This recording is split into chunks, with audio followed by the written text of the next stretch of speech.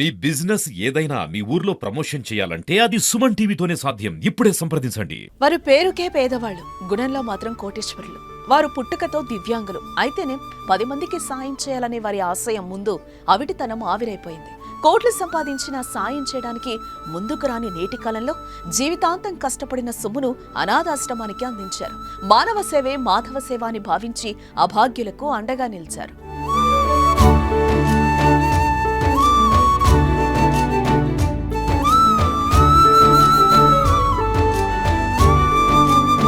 ఖమ్మం జిల్లా తిరుమలాయపాలెం మండలం పాతర్లపాడు గ్రామానికి చెందిన విజయభాస్కరాచార్యులకు వకుళాదేవితో 1986లో వివాహమైంది. ఈ దంపతులు పుట్టుకతోనే దివ్యాంగులు. రెక్కాడితే కాని డొక్కాడని పేద కుటుంబం వారిది. వారు ఉండేందుకు సొంత ఇల్లు కూడా లేదు. దానికి తోడు 3 ఆడపిల్లలే కావటం భాస్కరాచార్యులకు కొంచెం భారంగా మారింది. అయితే ఇంటర్ వరకు చదువుకున్న భాస్కరాచార్యులు పౌరోహిత్యంతో పాటు సైకిల్ మరమ్మతులు వంటి చిన్న చిన్న వృత్తి పనులు చేసి కుటుంబాన్ని పోషించేవారు.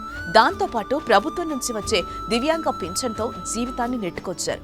అలా జీవితాన్ని నెట్టుకొస్తూనే 3 పిల్లలను డిగ్రీ వరకు చదివించారు.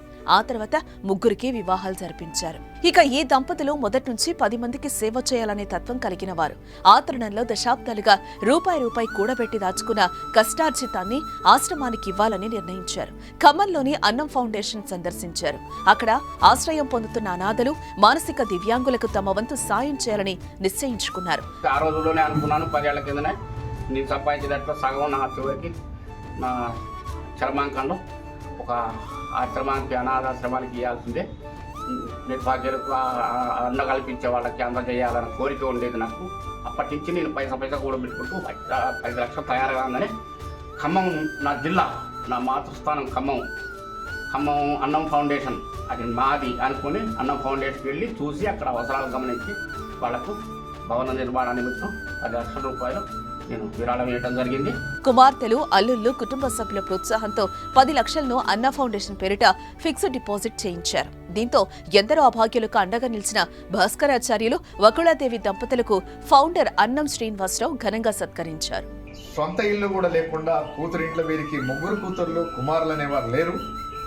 మరి చిన్న కూతుర్లో నివసిస్తున్నారు.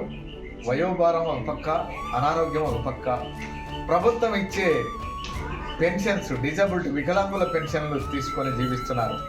మరి వయసునుండగా ఏ తాగుడుకు, ఏ విందు విలాసాలకు ఖర్చు పెట్టకుండా పిల్లల్ని కూడా ప్రభుత్వ పాఠశాలలో, ప్రభుత్వ హాస్టల్స్లో వేసి చదివించి వాళ్ళని ప్రయోజకులు చేసి 3 ఆడపిల్లలను కూడా ఒక ఇంటి వాళ్ళకి చేశారు.